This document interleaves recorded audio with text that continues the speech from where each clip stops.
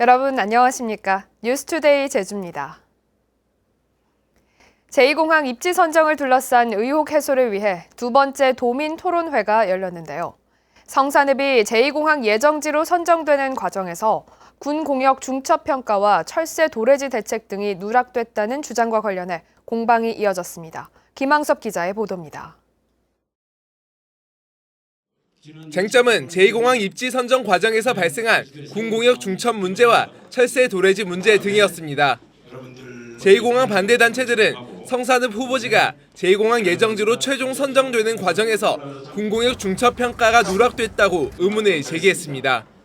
해군 비행기는 이 지역으로 다니지 않는다는 식의 얘기를 한 거죠.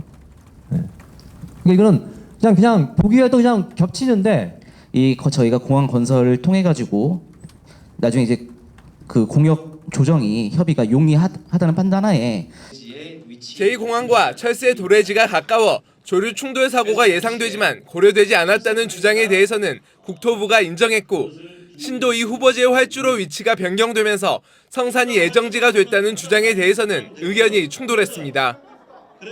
왜 하필 마을들이 있는 곳에다가 활주로와 공항 부지를 배치를 했느냐라고 하는 부분에 대해서 계속 저희들이 묻고 있지만 거기에 대해서 납득할 만한 어떤 해명을 아직까지 듣지 못했습니다. 연구진은 전문적인 판단에 의해서 이 후보지 위치가 최적이라고 이렇게 판단을 했기 때문에 공항 운영과 공항 향후 건설 여건 등을 고려해서 최적화를 진행한 걸로 그렇게 알고 있습니다.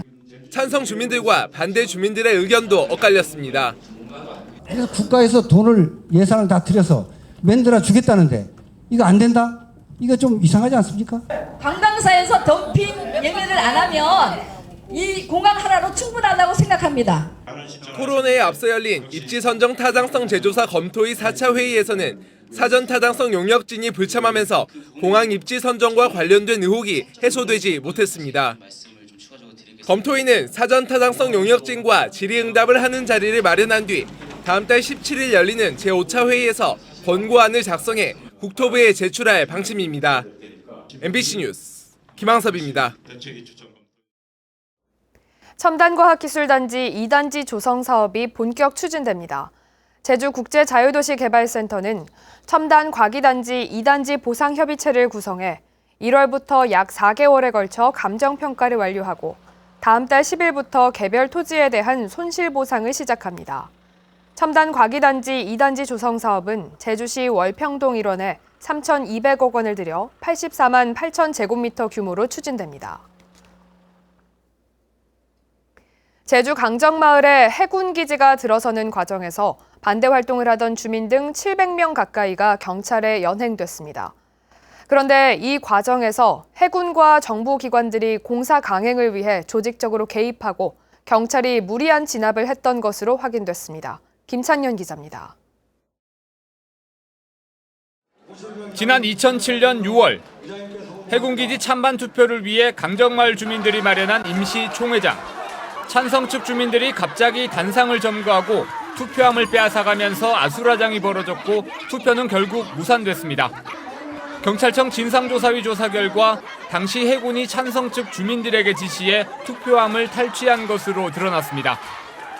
해군에서는 이 주민총회를 무산시키기 위해서 찬성 측 주민들과 사전 대책을 논의했습니다. 강정마을 주민들은 2달 뒤 주민투표에서 압도적인 표차로 반대 결론을 얻었지만 공사는 강행됐습니다. 주민들은 생업도 포기한 채 9년간 반대 활동을 벌였고 주민과 활동가 697명이 경찰에 체포되거나 연행됐습니다. 이 과정에서 경찰의 폭행과 무분별한 강제 연행이 있었던 것으로 드러났습니다. 반대 주민들의 활동을 저지하는 방패로서 역할을 수행한 셈이고요. 또 제주도와 해군, 국정원은 물론 청와대와 국군사이버사령부까지 인터넷 댓글 등을 통해 조직적으로 개입한 사실도 확인됐습니다. 국가 차원이 진상조사를 통해서 잘잘못 72비를 가리고 그때 진정으로 사과할 건 사과하고 또 벌 줄 건 벌 주고 이렇게 해야 되는 봅니다. 진상조사위는 정부와 제주도의 공식 사과를 촉구하고 경찰에도 과잉 대응에 대한 시정책을 마련하도록 권고했습니다. MBC 뉴스 김찬년입니다. 제주 지역 인구 유입 감소가 경기 하락을 유발할 수 있다는 분석이 제기됐습니다. 한국은행 제주본부에 따르면 지난 한 달 동안 제주 순유입 인구는 418명으로 지난해보다 절반 이하로 감소했습니다. 이는 관광과 건설업 부진과 부동산 가격 상승에 따른 것으로 유입 인구 감소는 지역 경제 성장을 둔화시키고 부동산 수요 축소로 인한 세수 감소로 지방재정의 경기 대응 능력도 악화될 것이라고 분석했습니다. 제주 포럼이 어제부터 사흘간의 일정을 시작했는데요. 포럼 첫날 제주 국제자유도시에 대한 미래 발전 방향을 모색하는 자리에서 원희룡 지사와 문대림 JDC 이사장이 국제자유도시 선도 프로젝트에 대한 극명한 시각차를 드러냈습니다. 박주연 기자가 보도합니다. 2002년 사람과 상품, 자본 등이 자유롭게 이동하는 동북아 중심 도시로 육성하자며 추진된 제주 국제자유도시. 국제자유도시의 성공적 추진을 위해 JDC가 출범해 선도 프로젝트를 추진했지만 평가는 갈렸습니다. 원희룡 지사는 땅을 팔아 투자를 유치하는 개발 방식 탓에 휴양형 주거단지 사업과 헬스케어타운 조성 사업 등 7대 선도 프로젝트들이 제대로 성공하지 못했다고 평가했습니다. 매각해서 결국 그 개발은 투자자들이 한 거 아닙니까? 투자자들이 나름대로 열심히 하거나 내용이 괜찮은 경우에는 지금 한 두세 가지가 성공적으로 가고 있고 투자자와의 관계에서 사실 중간에 문제가 생기면 아무런 대안이 없는 거죠.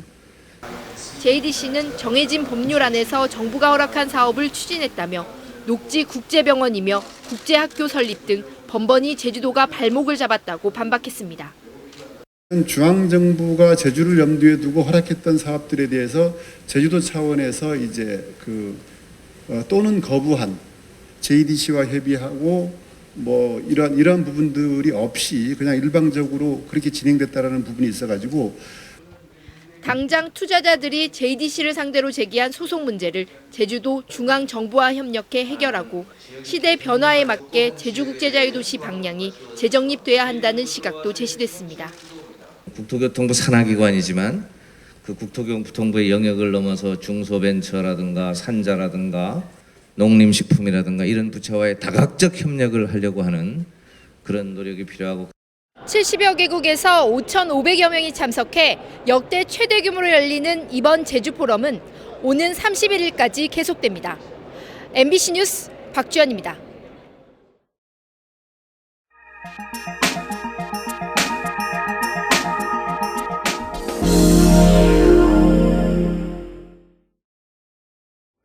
전국 최초로 유기농업군을 선포한 곳이 충북 괴산군인데요.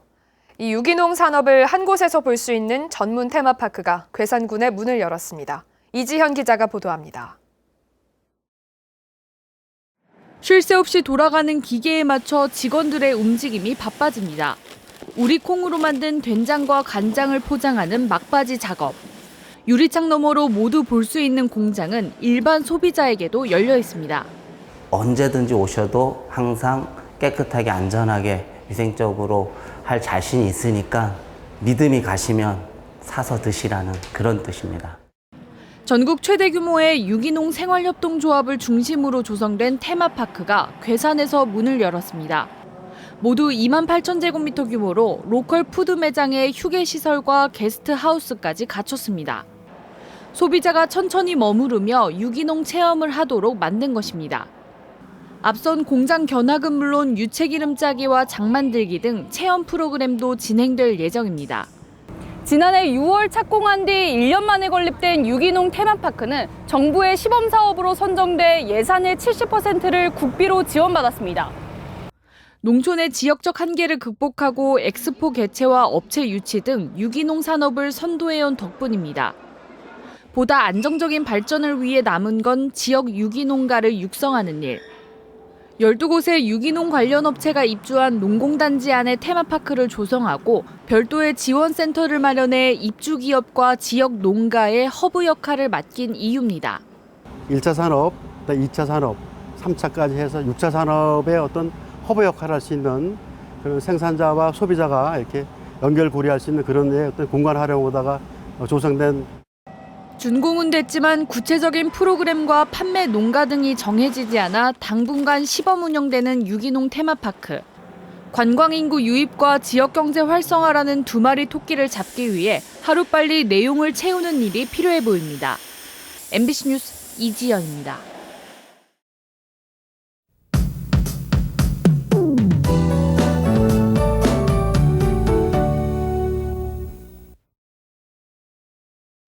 오늘 아침 출근길은 어제보다 선선합니다. 현재 기온은 19도로 어제보다 2도 정도 낮은 모습인데요. 한낮 기온은 26도까지 오르면서 반소매 차림도 거뜬할 만큼 더워지겠습니다.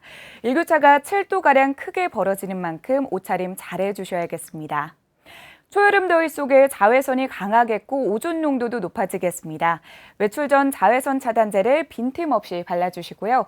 볕이 강한 오전 10시부터 오후 3시까지는 가급적 실내에 머무시는 게 좋겠습니다. 다음은 자세한 지역별 날씨입니다. 내일 비가 내리기 전까지는 대기가 건조하겠습니다. 아침 기온은 북부와 동부 19도로 어제보다 1, 2도 정도 낮게 시작하고 있습니다. 한낮에는 북부와 동부 26도까지 오르면서 일교차가 7도가량 벌어지겠습니다. 현재 섬 지역은 구름 많은 가운데 낮 기온은 25도 안팎으로 예상됩니다. 바다의 물결은 전해상에서 1m 내외로 잔잔하게 일겠습니다. 오늘 아침 제주공항에는 구름이 다소 많지만 시정거리는 10km로 충분하겠습니다. 주간 날씨입니다. 내일 새벽부터 아침 사이에 비가 조금 내리겠고요. 이후에는 대체로 맑은 날씨가 이어지겠습니다. 날씨였습니다. 어린이집에서 3살 배기가 아동학대를 당했다는 신고가 접수돼 경찰이 내사에 나섰습니다. 제주 서부경찰서는 지난 23일 제주시 노형동 한 어린이집에서 낮잠 시간에 잠을 자지 않는다는 이유로 원아를 학대한 남자 교사 A씨를 아동학대 혐의로 수사하고 있습니다. 경찰은 CCTV 영상에서 원아를 때리는 장면을 확인하고 A씨를 불러 조사할 계획입니다. 직원 상습폭행 논란을 빚은 제주대병원 교수가 검찰에 넘겨졌습니다. 제주 동부경찰서는 2016년부터 2년 동안 물리치료사 4명을 10여 차례 폭행한 혐의로 제주대병원 교수를 기소 의견으로 검찰에 송치했습니다. 경찰은 해당 교수가 혐의를 여전히 부인하고 있지만 피해자 진술과 동영상 증거 등을 분석한 결과 범죄 혐의가 인정됐다고 밝혔습니다. 제주지방법원 최성문 부장판사는 고의로 사고를 낸 뒤 보험사로부터 돈을 뜯어낸 혐의로 기소된 41살 김모 씨 등 2명에게 징역 6개월에 집행유예 2년을 각각 선고했습니다. 이들은 지난해 5월 제주시 화북동 삼수천 다리 위에서 고의로 교통사고를 낸 뒤 보험료를 타내는 수법으로 1,600여만 원을 챙긴 혐의로 재판에 넘겨졌습니다. 롯데관광개발이 올해 말 제주시 노형동 드림타워 준공을 앞두고 본격적으로 인력 채용에 나섰습니다. 롯데관광개발은 지난 28일 한라체육관에서 열린 채용 박람회에서 130여 명을 상대로 면접을 실시하는 등 드림타워 복합리조트 운영에 필요한 인력 3,100명 가운데 80% 이상을 제주도민으로 채용하겠다고 밝혔습니다. 본사를 제주시 노형동으로 옮겨 다음 달 10일부터 본격적인 업무를 시작한다고 덧붙였습니다. 온열 질환 발생이 늘고 있습니다. 제주소방안전본부에 따르면 최근 3년간 도내에서 소방당국이 이송한 온열 질환자는 2016년 38명, 2017년 48명, 2018년 66명 등 총 152명으로 온열 질환자가 해마다 증가하고 있습니다. 특히 올 들어서도 온열 질환자가 2명이나 발생해 지난해보다 한 달 이상 빨리 온열 질환이 나타나고 있습니다. 추자도에서 레미콘을 불법 제조해온 건설업체 2곳이 적발됐습니다. 제주시는 추자도 상대 보전 지역에서 레미콘 불법 제조와 폐기물 무단 투기를 해온 건설업체 2곳을 적발해 제주자치경찰단에 수사를 의뢰하고 폐수 배출 시설에 대해 폐쇄 명령했습니다. 이들 업체는 1980년대 초부터 추자면 상대 보전 지역에서 폐수 배출 시설 설치와 비산먼지 발생 사업 신고 없이 레미콘을 제조하고 폐기물을 무단 투기해온 혐의입니다.